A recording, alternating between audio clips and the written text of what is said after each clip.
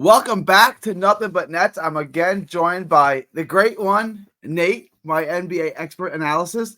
We're going to talk about Cam Johnson and the many trade rumors circulating about Cam Johnson and the different options and what is the best move for the Nets of the multiple options and teams that are interested in Cam Johnson. First, Nate, introduce yourself. And second, are you a little surprised that this many teams are interested in a player like Cam Johnson? Gary, how are you? Thank you as always for having me on. I don't really have a YouTube channel. I put my Twitter underneath. I guess I am shocked that anyone's interested in Cam Johnson and sell while the fire's hot, I guess. Yeah, Cam Johnson is he's 6'9".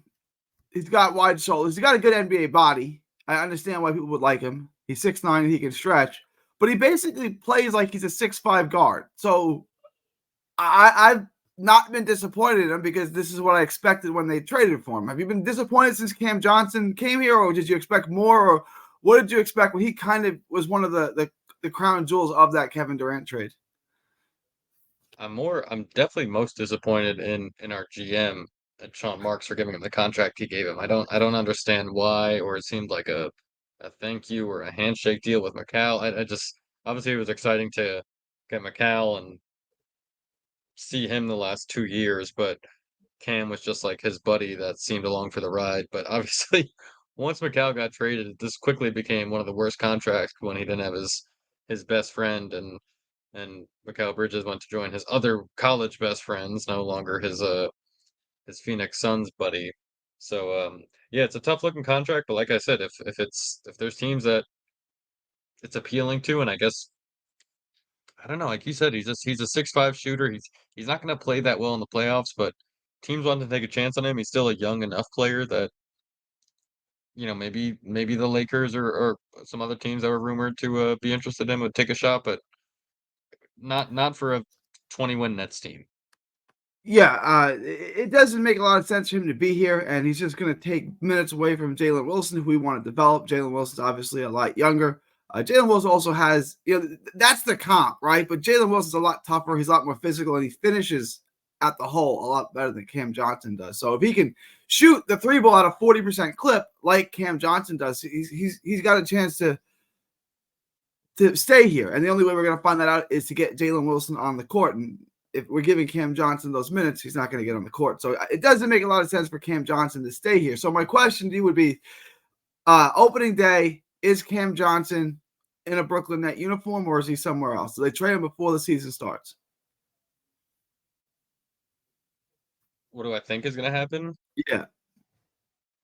I think he's still on the roster, but I don't think it matters much either way. I don't think it's a big deal either way. I think if he's on the roster, he'll be in the rotation. He'll score.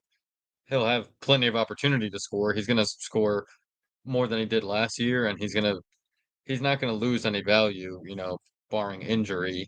So I don't really think it matters if he's on the roster or not. But like I said, if you can get him off your hands, get him off your hands now, because God forbid something happens to him, and then you're sitting on a player making $25 million that you alluded to as a larger, longer shooting guard to an extent.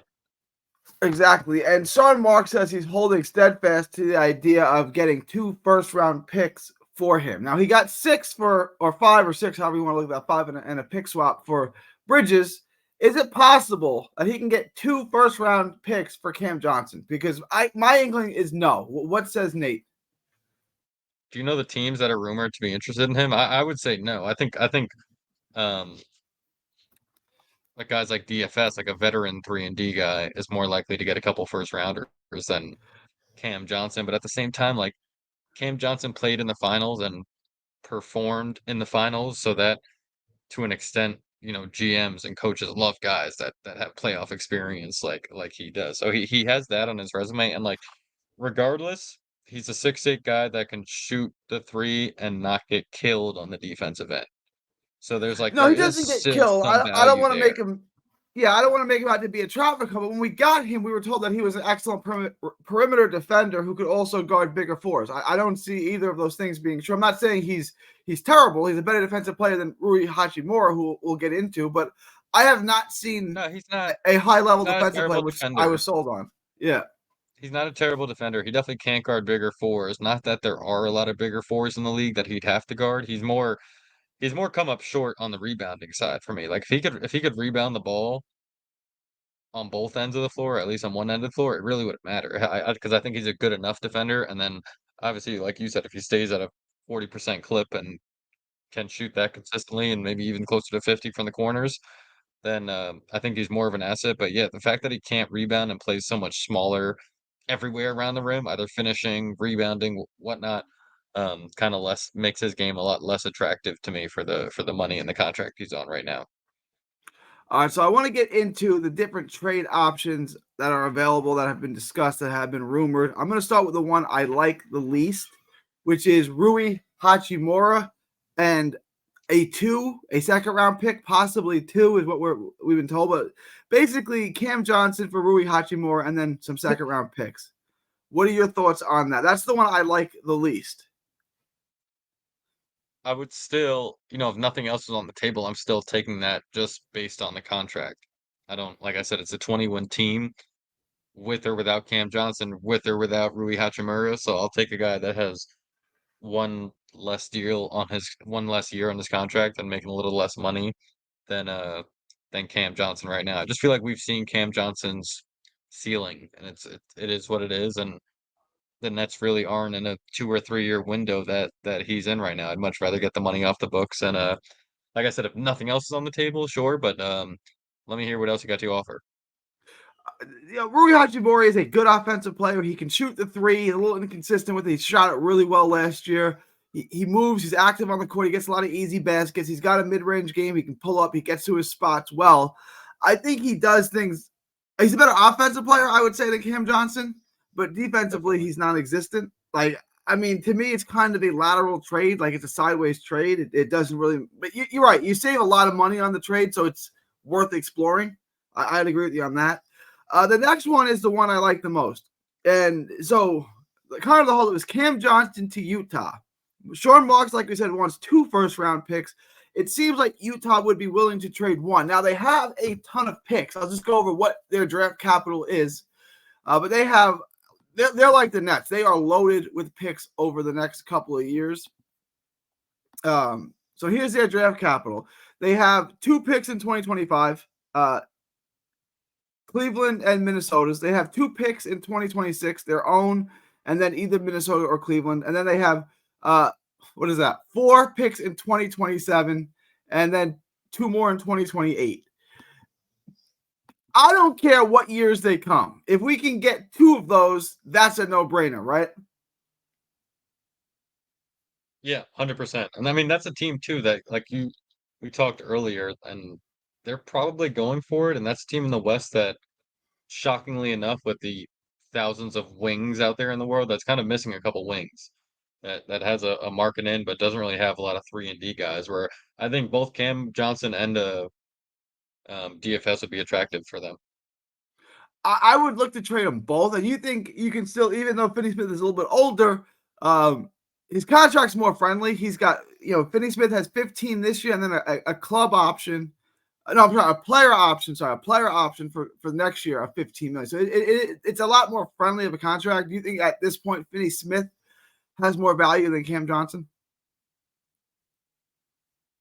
Depending on the team, yeah, but I think like a team like LeBron James and the Lakers would want DFS on the team, knowing that they could trust him, and he's played in the playoffs. Like you said, a veteran 3 and D guy, and honestly can defend the four and can rebound a little bit better. The two knocks that we both talked about with Cam Johnson, DFS does that at a much better clip. So I would think so. Yes, for a winning franchise, absolutely. To me, yeah. To me, Dorian Finney-Smith is the better player, the more valuable player on a better contract for the team. So to me, he would have more value. But I don't know what other teams are valuing. But like I said, even if you said a 2027 and a 2028 for Cam Johnson, I make that trade, no question about it. What if they only offered you one? What if they said we'll give you one of our 2026 picks? The Nets only have 1 pick in 2026. They have 4 in 2025. Cam Johnson for 1 draft pick in 2026. Is that a trade you'd make also? It's from a winning team, probably not. I think you could still sit on it, and even like I said, if he's scoring 17 a game and playing good enough defense, you're at least going to get a first round draft pick next year for him at the deadline. So I think as much as this has been felt like the shit on Cam Johnson podcast, he's got more value than a first round draft pick in 2 or 3 years. I'm hoping you're right. I just, look, they're gonna have, if they get a first round pick or two, they're gonna have to take on a bad contract as well, right? I mean, just to make the salaries work, they're gonna have to take on a bad contract, correct? You would think so, but I don't know that what based on the rumors you're telling me, he holds a lot more values in certain GM's eyes than I would even think for the contract he holds. All right, that's what I want to get into. I think is interesting. I think this is a perfect fit for Cam Johnson, and I think it's a perfect fit for Orlando. Orlando for Cam Johnson for Jet Howard, and then a 2 or 2-2s. Jet Howard's a guy that's played 18 games. Juwan Howard's son. It makes sense for both teams, I think.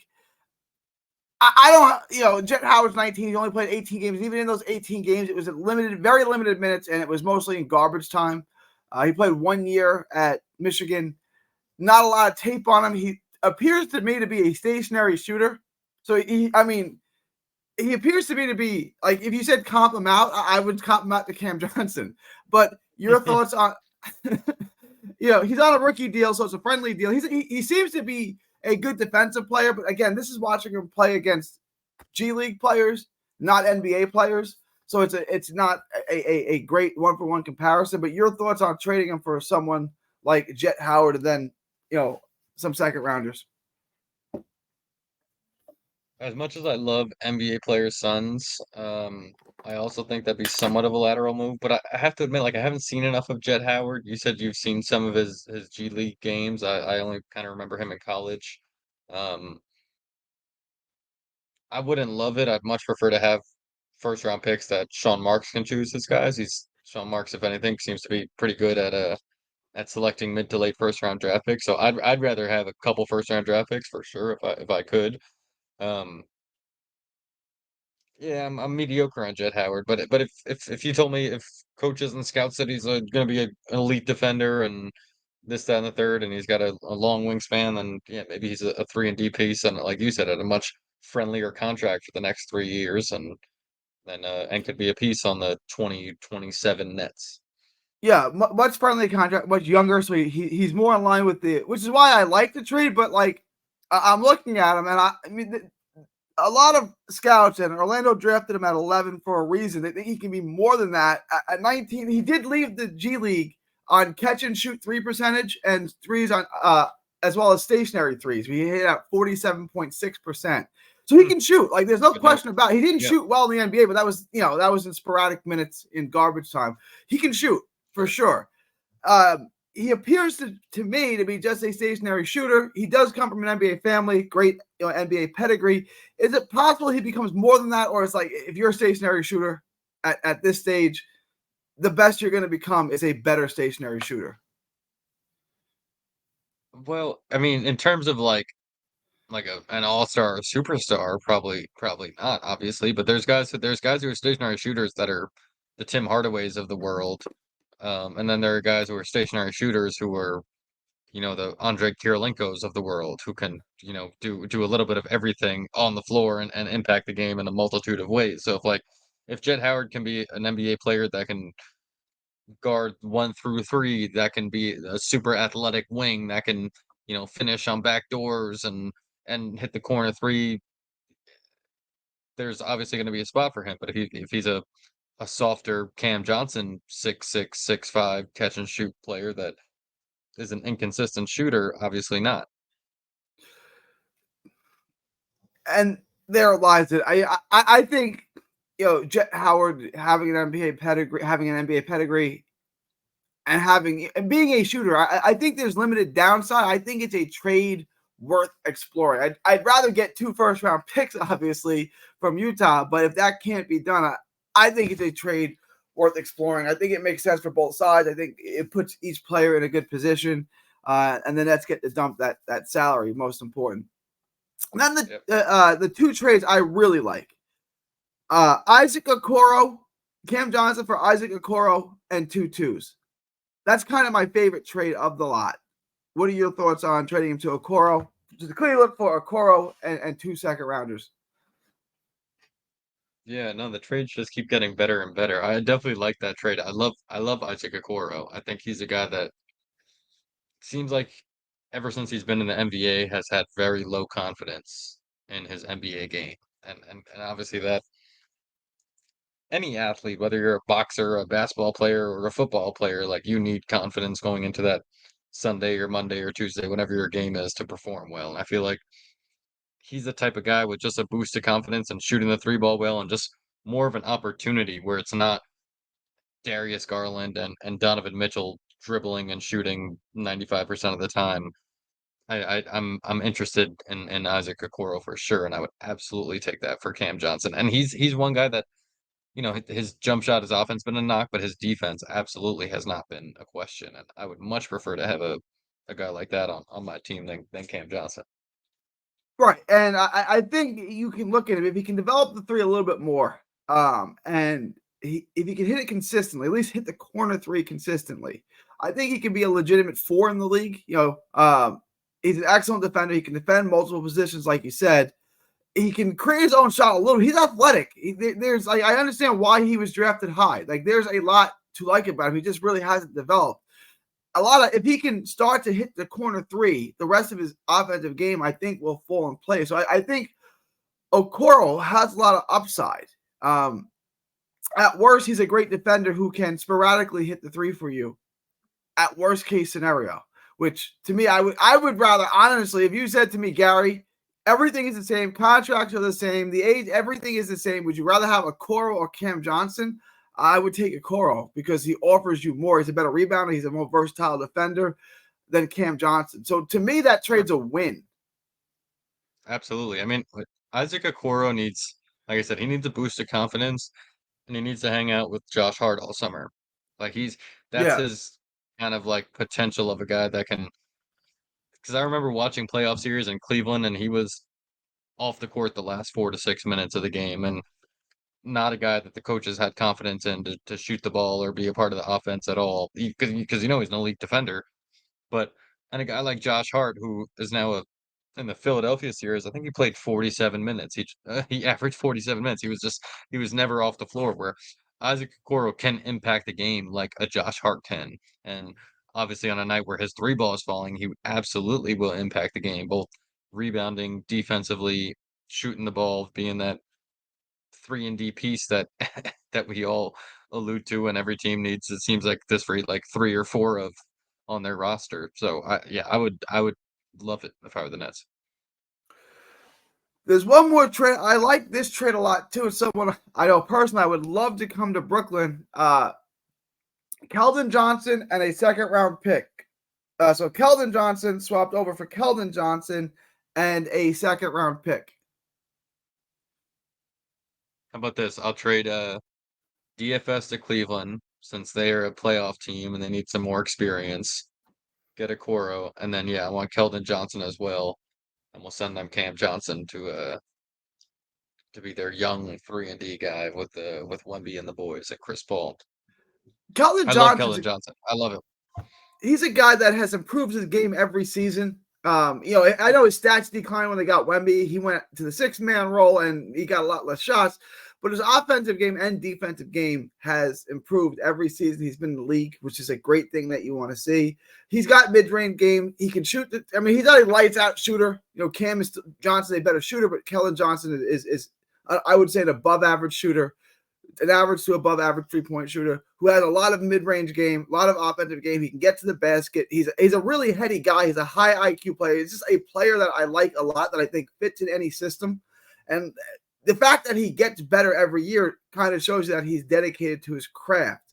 So I like that trade too. I would love, like, if you could bring him both, if you could trade DFS for one, and then him and Okoro, I think that's the win. But what are your thoughts on a little more in detail on Keldon Johnson? No, yeah, playing GM, I would love to have both of them. And like you said, he's a guy that got better, and he can do a little bit of everything. I remember he was on my fantasy team last year, and obviously there were nights when Wembanyama dominated, or obviously they have a bunch of young other wings and guards, but there were nights where he had 22 points in the first half with 6 rebounds and 3 assists, and he could fill it up with the steals and blocks. Like you see, he could guard multiple positions.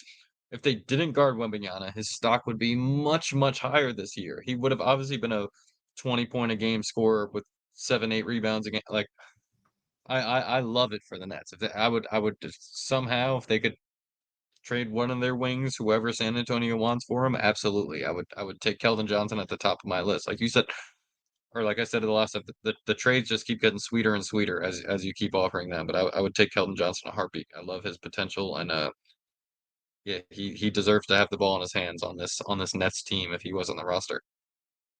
I'll ask you the same question I asked about Cam Johnson about DFS. Is Dorian Finney-Smith, is he a net on opening day? Because I'm kind of 50-50 on Cam Johnson. Um, Dorian Finney-Smith, I'm pretty confident he's going to get traded. But what are your thoughts on that? I think the same. I think he is on the roster, and I mean, unless you can get unless you can get what you want for him, there's always guys that go down. There's always teams that want to push themselves over the finish line come the trade deadline in February. So I, don't settle in the middle of the summer right now is all I'm saying. So I wouldn't be shocked if he was on another team by opening day, but I think Sean Marks understands his value, like he did with Royce O'Neal last year, and another veteran 3 and D wings that can kind of play that versatile 3-4 stretch four depending on the lineup. Um, so I would like a get your money's worth with DFS. So I'm going to pose the question this way. I'm setting the over-under at 0.5. Over or under, the Nets make more than 0.5 trades the rest of this offseason.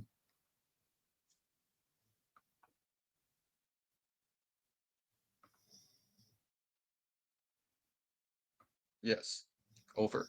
Over? I think they trade Finney-Smith. I think Finney-Smith finds himself on another roster, and I think Cam Johnson will be on the roster for better or for worse, at least for opening day. I don't think he'll be on the roster at the end of the season.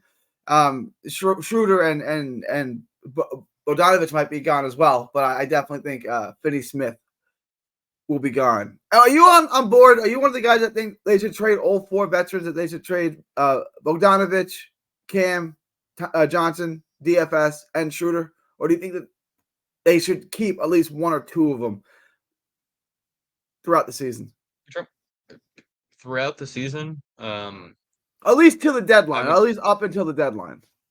I would say Schroeder is the last guy I would want to trade. He's just that guy that can kind of Yeah. help the engine at some nights when if Cam Thomas is 0 for 12 or whatever is going on. I would like to have Schroeder, but I'm not holding on to any of them for any reason unless somehow the Nets are battling for a playoff spot by some Well, miraculous reason. But no, but they all have enough value that you can get draft picks for them. And we all know how much you love draft picks. So yeah, just no, I don't need to hang on to any of them, nor I would I. do love draft. I do love draft picks. Your reaction to the Bridges trade suggested that you don't love draft picks as much as I do. Is that fair to say? No, I value draft picks, but I value championships. Like and Well, the focusing Nets aren't and get one of those I love anytime when soon. So yeah. yeah, but when a team can key on in their championship run, I mean, I always feel that like Jason Kidd would have had a championship if the Nets kind of would have went a little bit more all in at those times. Um, they didn't have as complete a roster to compete with the complete rosters of the Spurs and the Lakers Or the back Pistons the then. But next year. The next year they were still very good, and they couldn't get past that Ben Wallace, Rasheed Wallace Pistons team. They didn't have the bigs, and they never really added one.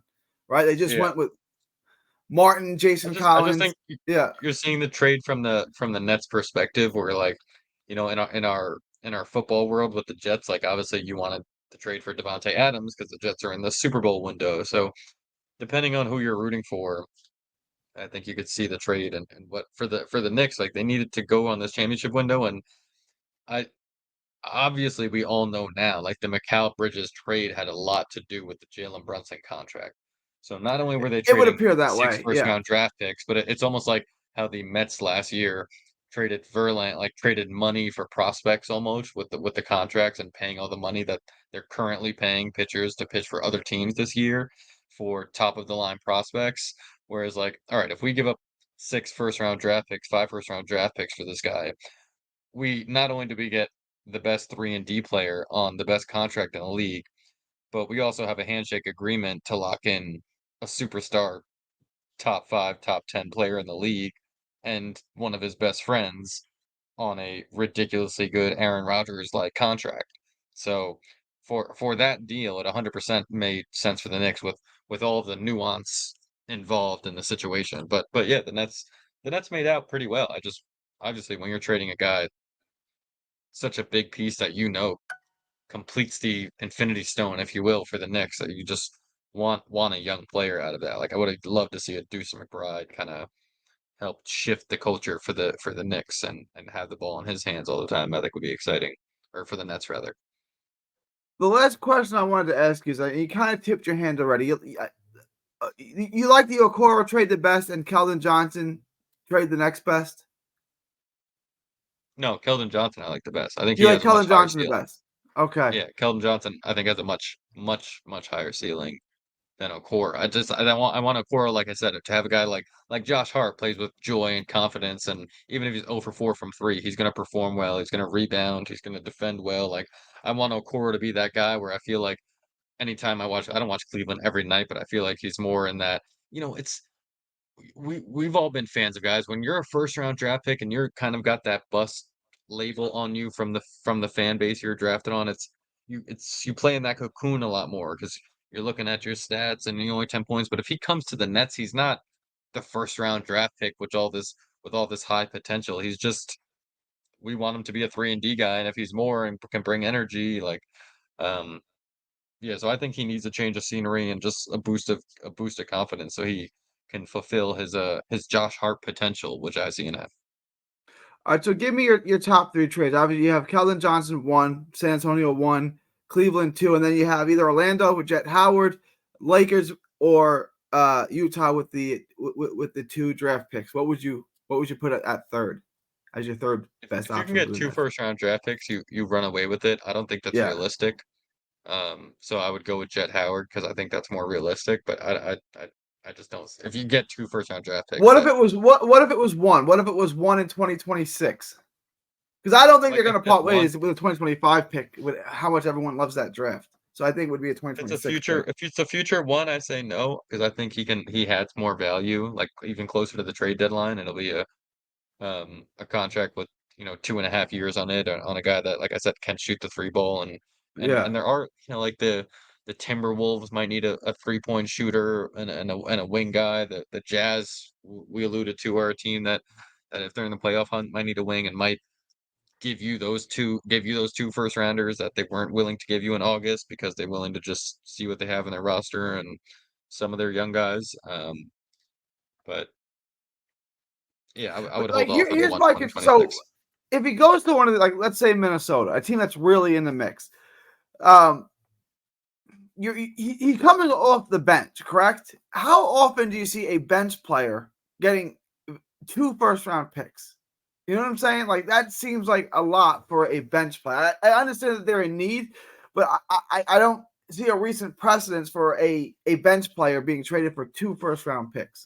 I know they won't be great picks, likely, right? Because they're going to be Minnesota's picks. But still, I can't think of a recent trade where you got two for a bench player. What did Royce O'Neal go for? Uh, it was two. It was seconds. There were no first round. It was either two twos or three twos. I think it was two twos. Yeah, no, I don't know. I mean, these are all dream scenarios as Nets fans. I would love to Yeah. have Keldon Johnson in here and two first round draft picks in here. Like it all sounds a lot better than watching Cam Johnson again for the next whole presidency at this point with his contract. I wanted Cam Johnson out of here 2 days before he got here. So I was like, I'm not trying to be biased, but I hated that trade when they made it. I'm glad Bridges turned out to be better than I thought. Like Bridges turned out to be better, but Cam Johnson turned out to be exactly what I thought he was, which was a 3-and-D guy minus the D, who can't, who Yeah, offers you it nothing was else. helpful Yeah. for their social media team when those two first got here, but now that one's gone, like Nets fans don't even want to see Cam Johnson, so they can't post him anymore. How He's many lost all first his round value picks? on and off the Yeah. court. How many first round picks? The Knicks like to trade for people's friends. They like to get your friends there. How many first round picks will the Knicks give me for Cam Johnson? I don't know, because then it's like, then they're like They don't have the cap space for it either. So a girl yeah. battling for the boyfriend of like attention from Macau with his Villanova friends and his pro friends. But do they have any left after They trading all still their have first some rounders picks to the left. Nets? The Knicks had a ton. They still have some picks left. Which is part of, down the road, which is another reason why they didn't want to go over into the second apron, because then they can't trade those picks 5 years out and stuff. So the Knicks still have some picks left. You know what you do, Gary? You wait for Mitchell Robinson to get hurt, as he always does, and then you offer up Sharp or or Clowney, and then get rid of Cam Johnson's contract and get a couple first rounders when that happens. I'll give you Claxton at that point, and I'll take on Randall's contract. And I'll take on Randall's contract for you to take on the contract, but you're going to give me more first round picks too. Because like Claxton fits that team better. Gary, but you can't, Gary, you can't if you're the Nets GM, the Knicks would just win. Like if they win a championship or multiple championships off your two trades, and you haven't made a trade in 40 years, and the two trades you make with the Knicks are the pieces, like perfect, like Claxton and Bridges are the perfect complementary pieces for a playoff team. And like if the Nets just completed the Knicks' first championship run in 50 years, you just I don't care who the first round you could unless you win a championship with those first round draft picks, there's no coming back from that. You can't come back from that in the public eye in this city. I get it, I do, but like I'm not netcast on Twitter. I don't hate the Knicks. I'm not obsessed with the Knicks. Like if the Knicks win a champ, I don't view the like as a Met fan. I would never want to make the Yankees win. I don't have that kind of animosity towards the Knicks. Like, I'd rather the Knicks win than the Celtics win. To be fair, like the Knicks don't irk me like that. I Yeah, know but I'm not talking about a fan. I'm talking about like the owners and the GMs. Like, Steve Cohen would not want to trade, Pete to the Yankees, Alonso like at the yeah, deadline to the Yankees and then have Pete Alonso complete the World Series. Like, it doesn't work in the city. It just doesn't. It doesn't help with your fan base. I don't care if it's like I know you personally don't feel, but it's like Claxton would be too good for that team. I would if I was the Knicks, I would do it in a heartbeat. Claxton for Randall, 100%, yeah, because I know you want to get 100%. rid of Randall. I'll take on his contract, and but you're gonna give me another first round pick too, at least one more to take I'm pretty on sure Randall's Josh contract. Hart, not that this is a I Heart Josh Hart podcast, but pretty sure Josh Hart averages more points and rebounds in the playoffs than Julius Randle. I know you do not like Julius Randle as a playoff performer, and he has not played well in the playoffs. So you're justified in that statement. He's always been awful Like in the play, for him to play well, he would need the ball in his hands, and then for him to have the ball in his hands means it's not in Jalen Brunson's hands. So which you see the circle I'm going in. Brunson Brunson has gone from a good player to an all-star player now to an all NBA player year by year. Right. You want the ball more and more in his hands and less in Randall's hands. So and now you have another legitimate scorer who can score without the ball in his hands, like Bridges. You really Randall becomes expendable. If you can trade him, I think you should look to. But like off topic, Julius Randle, where's it fit for him? What's a good team for him, and what could the Knicks realistically expect to get in return for? Because he's an All NBA guy who puts up great numbers, and he adds a lot of value at least in the regular season. So like, what could you expect to get for Julius Randle? And who would want him? I Who would would be interested in him? I mean, any team that would want to do what the Knicks did, that were in that rebuild mode and need to make the playoffs and want to build a culture, would want Julius Randle. Like he's not a bad player. He was an all NBA player. and potentially still is an all NBA player on the right team with the ball in his hands. It's like I kind of compare him to he's not the same player at all as Amari Stoudemire, but a guy where once Melo got here, it was like, all right, Amari, you were You're like you were expendable. nice and Yeah. all, and it was like it was nice that you got us to the playoffs and the Knicks were got relevant and got the 42 wins, and it was like what was it? Was it Chris Duhon or who was it? Whatever the team was, Amari. But once Melo got here, it was like, all right, thanks. We have he's here now. So it's kind of the same situation with Brunson and Randall, where it's just like, he is good. It's not I'm not saying he's bad, but once you have a guy who's better and he needs the ball in his hands, and they both needs the ball in his hands, and as long as the rules are right now, there's still only one basketball in the court. It's just I'd rather have a guy who's better without the ball in his hands. I Will the got one that Portland just came to Trailblazers my take him? mind. I was thinking the Trailblazers. I was thinking for one of That's their my bigs, dream for Jeremy Robert Grant. Williams I the could get third. I could Is get that Jeremy it? Grant. I could Okay. get Jeremy Grant and yeah, and either Robert Williams, DeAndre Ayton. I don't know. Do they have another center? One of those and or Jeremy Grant. Yeah, I would throw in Randall and a draft pick or multiple draft picks to get like a Jeremy Grant who can impact the game whether he touches the ball or not, and he could be an elite 3-and-D kind of 4-3-4 man. And then yeah, back up like I don't know if they'll take Robert Williams, but I know Aiton's still on that team, but he's got a big contract too.